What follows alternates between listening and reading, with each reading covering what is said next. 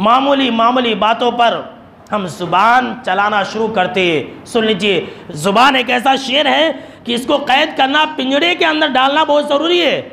क्यों? इसलिए कि ये शेर जब चिंगारता है और जब ललकारता है तो मासूम और पाकीज़ा रिश्ते भी तबाह व बर्बाद हो जाते हैं, तमाम रिश्ते ख़त्म हो जाते हैं। लिहाजा अगर ये चाहते हैं कि फरिश्ते हमारी मदद करें तो खामोशी इख्तियार कीजिए।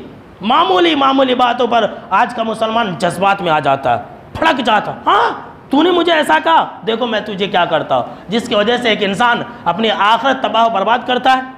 दूसरा मसला इस हदीस से जानते क्या मालूम होता है?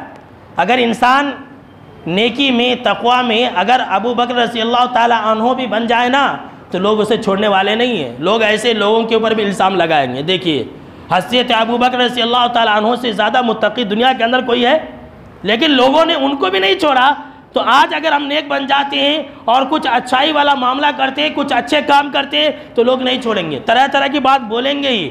और ऐसे लोगों को खामोश कराने का तरीका ये है कि हम खामोश हो जाएं।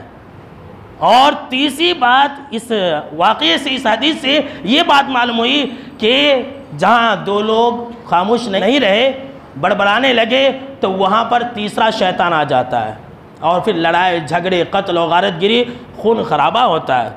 तो पता ये चला मेरे दोस्तों कि खामोश रहना ये आप सल्लल्लाहु ताला अलैहि वसल्लम की सुन्नत है, सबसे कीमती ज़ेवर है। और ख़ामोश रहने की वजह से एक इंसान फरिश्तों की मदद हासिल कर पाता है। और जो इंसान खामोश रहेगा, आप सल्लल्लाहु ताला अलैहि वसल्लम ने 8 लफ्ज़ों में एक ऐलान सुना दिया है, मन समता नजा, कि जो इंसान खामोश रहेगा वो इंसान कामयाब होगा।